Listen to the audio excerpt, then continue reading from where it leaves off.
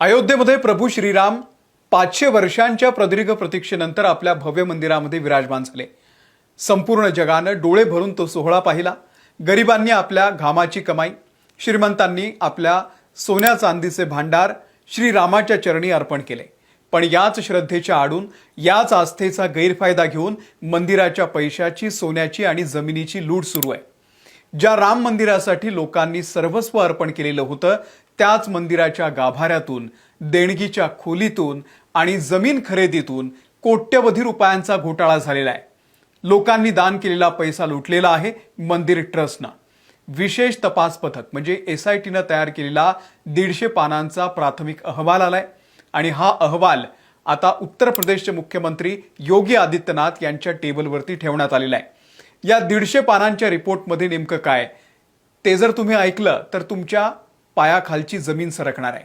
देणगीचा पैसा या सगळ्या लोकांनी कसा लुटला, लोकांनी वाहिलेले दागिने, सोन्याच्या विटा त्या सुद्धा लुटल्या आणि मंदिराची जी जमीन आहे, त्याच्या आजूबाजूचा परिसर आहे, त्यातही जमीन घोटाळा झालाय। कोट्यवधी रुपयांची लूट झालेली आहे आणि हे करणारे कोण होते तर श्री राम जन्मभूमी ट्रस्टची माणसं। सगळा अहवाल पुढच्या 10 मिनिटांमध्ये तुमच्या समोर मांडतो, शेवटपर्यंत बघा। नमस्कार, मी अमोल किन्होळकर, आपण पाहत आहात महाराष्ट्र टाइम्स ऑनलाईन। SITच्या 150 पानांच्या अहवालातली सर्वात मोठी आणि धक्कादायक बाब म्हणजे देणगीची चोरी झालेली आहे आणि मंदिर ट्रस्टची माणसं आणि त्यांचे नातेवाईक यांनी ही केलेली आहे। मंदिराच्या व्यवस्थापनापासून ते थेट देणगी मोजण्याच्या खोलीपर्यंत या लोकांनी कब्जा मिळवला आणि रामाच्या दरबारामध्ये लूट चालवलेली आहे। यात सगळ्यात महत्त्वाचं पात्र आहे श्री राम जन्मभूमी ट्रस्टचे महासचिव चंपत राय आणि त्यांचा पुतण्या चंदन राय। गेल्या वर्षापर्यंत चंदन राय हा व्यक्ती रामघाट परिसरामध्ये भाड्याच्या खोलीमध्ये राहत होता, पण मंदिर निर्माण सुरू झालं आणि याचं नशीब पालटलं। अयोध्येच्या माझा परिसरामध्ये यानं जमीन खरेदी केली आणि हरिद्वारमध्ये हॉटेल उभं केलं। दुसरं पात्र आहे श्री राम जन्मभूमी ट्रस्टचे आमंत्रित सदस्य गोपाळ राव यांचे पुतणे सोमेश आनंद। हा सोमेश आनंद याची ड्युटी काय होती तर मंदिर परिसरामध्ये व्हीलचेअरची व्यवस्था करणं, म्हणजे लोकांना दाखवायला हे काम, पण याच्या मंजुरीशिवाय मंदिराच्या कोणत्याही कंत्राटदाराचं पेमेंट होत नव्हतं। बांधकाम साहित्याचे पैसे याच्याच माध्यमामधून यायचे। याच्याकडे VVIP पास देण्याचे अधिकार होते। इतकंच नाही तर देणगी मोजण्याच्या गुप्त खोलीतही हा जात होता। त्याला तिथे प्रवेश कसा मिळत होता ते अजून कळलेलं नाहीये। सोमेश बद्दल धक्कादायक दावा असा आहे की गेल्या 3-4 वर्षात 50 पेक्षा जास्त वेळा रेल्वेनं पोती भरून तो घेऊन गेला। गोपाळराव आणि सोमेश आनंदचं गाव कर्नाटक मधलं हुबळी आहे। त्यानं हुबळीला या पोत्यातून नेमकं काय नेलं याचा शोध सुरू आहे। विशेष म्हणजे तो पोती घेऊन जायचा आणि रिकाम्या हातानं विमानानं परत यायचा।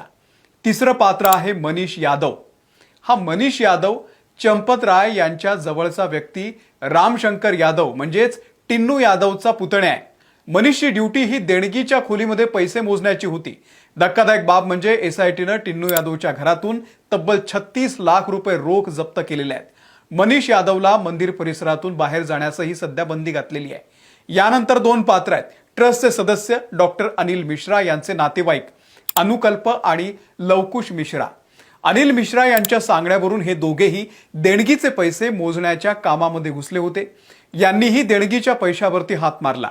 लवकुशच्या घरातून शेणाच्या गौऱ्यांमधून ढिगाऱ्यामध्ये लपवलेले 12 लाख रुपये जप्त करण्यात आले, तर अनुकल्पनं काही दिवसांपूर्वीच 65 लाखांचं घर खरेदी केलं होतं। पैसा कुठून आला तुम्ही समजून जा। रामाच्या नावावरती लोकांची माथी भडकवायची, लोक श्रद्धेपोटी पैसा दान पेटीमध्ये टाकतात आणि श्री राम जन्मभूमी ट्रस्टवरचे हे सगळे चोर आपल्या नातेवाईकांना घुसून तिथून पैसा अक्षरशः लुटतायत। बरं, यामध्ये बँकेचे अधिकारी सुद्धा सामील आहेत। रमेश चतुर्वेदी आणि गगनदीप सिंग हे 2 बँक कर्मचारी चंपत रायचे खास आहेत। हे दोघेही मंदिरात यायचे आणि त्यांच्यासोबत टिन्नू यादव सगळा पैसा मंदिरातून बँकेत घेऊन जायचा। दाखवायला बँकेत जायचे, प्रत्यक्षात एका वेगळ्या ठिकाणी जायचे आणि तिथे पैशांची वाटणी व्हायची।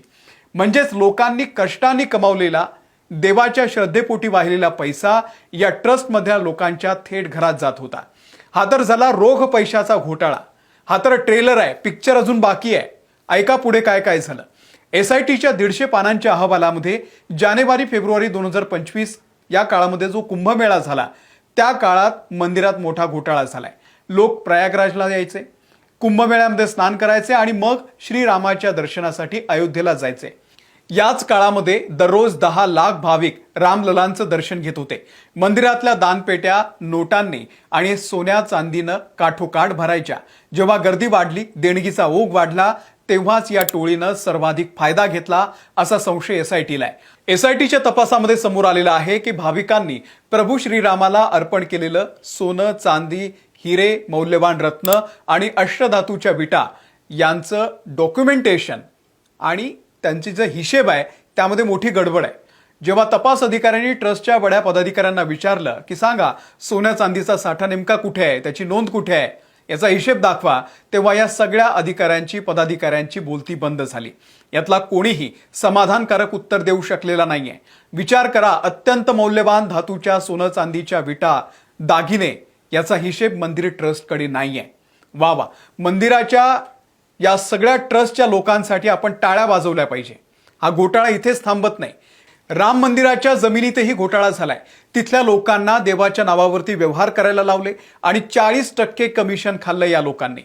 हा या घोटाळ्यातला सगळ्यात महत्त्वाचा भाग आहे। काय झालं, लक्षपूर्वक ऐका। मंदिराचा विस्तार करण्यासाठी 107 एकर जमिनीची गरज होती।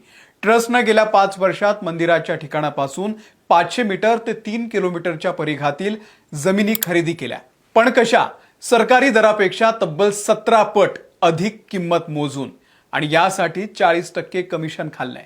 विशेष म्हणजे यात खरेदी न करता येणाऱ्या नजूल म्हणजेच सरकारी जमीन आणि इतर मंदिरांच्या जमिनींचा सुद्धा समावेश आहे। काही तुम्हाला उदाहरणं सांगतो। मार्च 2021 मध्ये बाग बीजेसी येथील 3 एकर जमीन आधी कुसुम पाठक यांच्याकडून सुलतान अन्सारी आणि रवी मोहन यांनी 2 कोटींना खरेदी केली। बघा, 3 एकर 2 कोटीला खरेदी केली तिराईकानं, आणि खरेदीच्या 10 मिनिटांनंतर हीच जमीन चंपतराय यांनी तब्बल 18.5 कोटी रुपयांना खरेदी केली। म्हणजे 10 मिनिटात जमिनीची किंमत 16.5 कोटींनी वाढली। बरं, या व्यवहारामध्ये साक्षीदार कोण होते? तर तत्कालीन महापौर ऋषिकेश उपाध्याय आणि ट्रस्टचे सदस्य अनिल मिश्रा।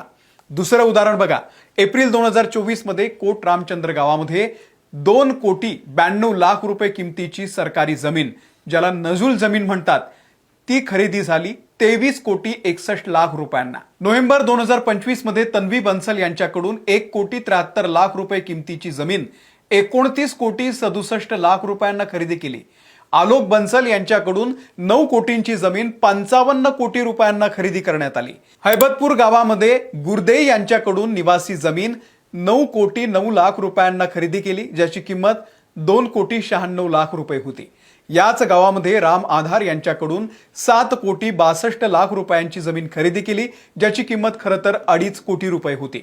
जुलै 2025 मध्ये मंदिरापासून 500 मीटर अंतरावरती परिवहन महामंडळाची 3540 चौरस मीटर जमीन 6 कोटी 90 लाख रुपयांना खरेदी केली। ऑगस्ट 2025 मध्ये हैबतपूर येथे शिवपूजन यांच्याकडून शेत जमीन 6 कोटी 70 लाख रुपयांना खरेदी केली, ज्याची किंमत खरं तर 88 लाख रुपये। बाग बीजेसी भागातील बिगर शेती जमीन 6.5 कोटी रुपयांना खरेदी केली, ज्याची किंमत 2 कोटी रुपये। ही जागा मंदिरापासून 1 किलोमीटर अंतरावरती आहे। अशा अनेक जमिनींचे व्यवहार झाले। कमी किमतीमध्ये भलताच माणूस विकत घ्यायचा आणि काही मिनिटात तो मंदिर ट्रस्टला 10 ते 20 पट अधिक किमतीनं विकायचा। फक्त जमीनच नाही तर मंदिर उभारणीसाठी लागणारे सिमेंट, विटा आणि इतर बांधकाम साहित्याच्या खरेदीमध्ये 40% कमिशनखोरी झाल्याची बाब सुद्धा एसआयटीच्या तपासामध्ये समोर आलेली आहे। विचार करा, मंदिराच्या प्रत्येक विटेमधून 40% हिस्सा कंत्राटदार आणि दलालांच्या खिशात जात होता। हा अहवाल समोर आल्यानंतर राजकीय नेत्यांच्या प्रतिक्रिया सुद्धा समोर आलेल्या आहेत।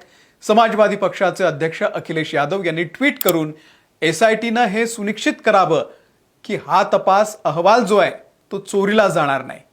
पुरावे नष्ट करण्यासाठी आणि हा तामझाम करण्यासाठी मुदत वाढवून दिली जाते, असा देखील आरोप त्यांनी केलेला आहे। हा केवळ आर्थिक घोटाळा नाहीये, तर कोट्यवधी रामभक्तांच्या भावनेशी आणि आस्थेशी झालेला क्रूर खेळ आहे। विचार करा, देशाच्या कानाकोपऱ्यातून आलेले भाविक आपल्या कष्टाचे 10 रुपये, 20 रुपये, 50 रुपये, 100 रुपये दानपेटीत टाकतात। एखादा मजूर जेव्हा आपल्या घामाच्या पैशातून मंदिरासाठी एखादी वीट अर्पण करतो, तेव्हा त्याच्या मनामध्ये फक्त आणि फक्त भक्ती असते। त्यांना वाटतं की आपला पैसा हा प्रभू श्रीरामाच्या चरणी जातोय, पण त्या पवित्र पैशावरती जर कुणाचा पुतण्या हॉटेल बांधत असेल, कुणी गोऱ्यांमध्ये 12 लाख रुपये लपवत असेल, कुणी कंत्राटदाराकडून 40% कमिशन खात असेल आणि कुणी सोन्या चांदीचे दागिने चोरून आपलं घर भरत असेल, तर यापेक्षा मोठं कोणतं पाप असू शकतं तुम्हीच सांगा. SITनं या सर्व घोटाळ्याची डिजिटल डायरी आणि रोजचा अहवाल मुख्यमंत्री कार्यालयाला पाठवलेला आहे. या 150 पानांच्या प्राथमिक अहवालानंतर राम मंदिर ट्रस्ट बरखास्त करून नवीन ट्रस्ट स्थापन होण्याची शक्यता आहे. अर्थात ही शक्यता आहे. मुख्यमंत्री योगी आदित्यनाथ या भ्रष्टाचारावरती नेमकं काय म्हणतात, काय कारवाई करतात, कितपत कडक कारवाई करतात, याकडे सगळ्या देशाचं लक्ष लागलेलं आहे. तुम्हाला या सगळ्या घोटाळ्याबद्दल नेमकं काय वाटतंय? या घोटाळेबाजांना कोणती शिक्षा झाली पाहिजे? कमेंट करून सांगा. व्हिडिओ आवडला असेल, माहितीपूर्ण वाटला असेल तर शेअर करा आणि आमच्या महाराष्ट्र टाइम्सच्या YouTube चॅनलला तुम्ही सबस्क्राईब करा. धन्यवाद.